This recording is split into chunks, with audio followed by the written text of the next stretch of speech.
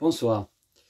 Je viens de recevoir le bulletin municipal d'Aigues-Mortes et il y a un article sur le renouvellement du pont de Provence, bon, qui date un peu, puisqu'effectivement, au titre de l'impression, ça a dû être fait avant qu'il y ait la dernière réunion importante, au regard des besoins et des demandes des uns et des autres, qui a eu lieu en mairie le mardi 18 janvier, donc c'est très récent. Et à ce titre-là, donc, monsieur le maire m'a informé des décisions qui étaient prises, que vous avez pu retrouver d'ailleurs dans l'application, qui est d'ailleurs dans le bulletin, qui s'appelle l'application Panneau Pocket, qui est intéressante pour avoir rapidement des informations qui peuvent être urgentes, synthétiques, hein, à titre d'information rapide. Et certainement moins coûteux d'ailleurs que des systèmes papier. Alors, à ce titre-là, donc, ce qu'il faut retenir là-dessus, c'est que ce qui a été obtenu, je n'assistais pas à la réunion, bon, qui était une réunion entre la SNCF, Voies Navigables de France, et la municipalité, donc monsieur le maire et la directrice des espaces publics, donc ce mardi 18, dans laquelle, donc, en sortie, il en résulte que à partir du lundi 24 janvier jusqu'au 21 mars, 3 tranches horaires supérieur à ce qui était la semaine dernière, qui était simplement 1 heure, grosso modo, lorsque les trains passaient. Là, il y a 3 tranches horaires, 2 tranches de 3 heures, 6 heures, 9 heures, 11 heures, 14 heures, et une tranche de 2 heures, 17 heures, 19 heures, ce qui fait au total dans la journée 8 heures de possibilité de passage piéton et on espère de vélo à pied, à la fois sur le pont ferroviaire dans la partie piétonne et à la fois sur la passerelle installée précédemment rapidement par la mairie. Pour la nuit et à partir de 19 h, la SNCF donc met le pont en situation fluviale, considérant qu'il n'y a plus de pontiers en service. Ensuite, du 21 mars au 29 avril, il y a des réparations côté SNCF sur le pont lui-même. Le pont, donc, serait maintenu en position fluviale, c'est-à-dire non accessible pour la traversée des piétons.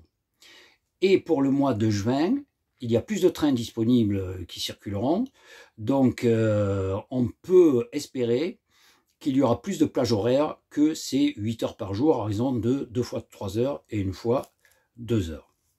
Donc c'est effectivement mieux que rien, c'est mieux que 3 fois 1 heure, mais est-ce que ça correspond réellement aux besoins de la population? Donc j'en ai discuté au titre de l'association Mieux Vivre Aigues-Mortes avec monsieur le maire et la directrice des espaces publics, à savoir que la raison pour laquelle ces planches ont été décidées ne correspondent pas à notre avis à des impératifs techniques ou des impératifs économique, hein, reste à savoir si ça correspond aux besoins de la population.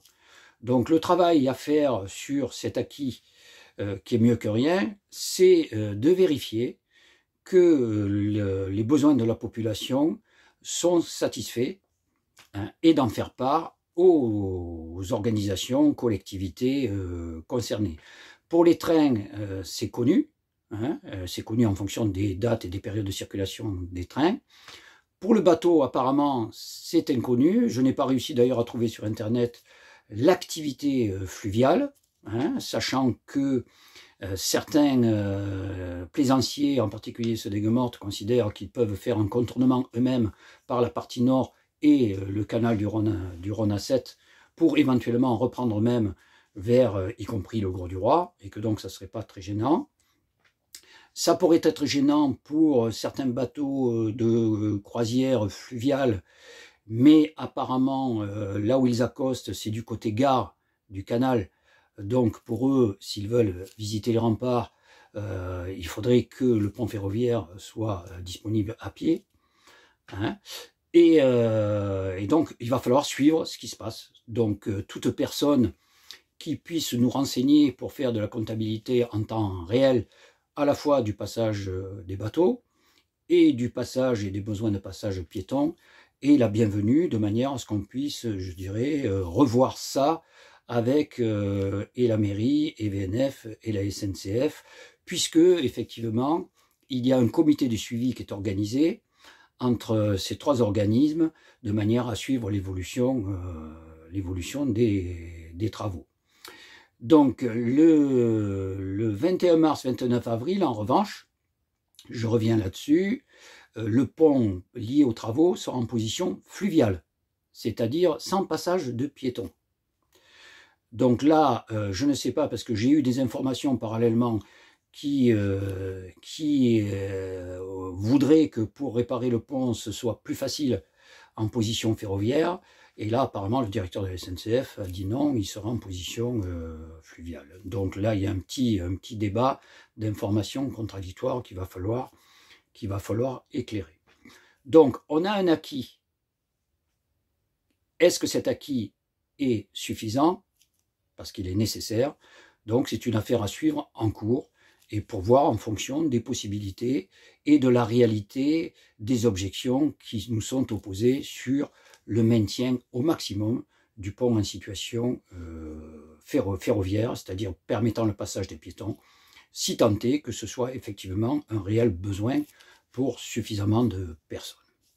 Donc, à vous la parole, à vous les écrits, pour nous informer de la situation que vous vivrez, en particulier pour ceux qui habitent dans le quartier de la gare, comme d'ailleurs pour ceux qui veulent s'y rendre, ne serait-ce que pour aller à la gare elle-même. Merci, bonne soirée et à bientôt.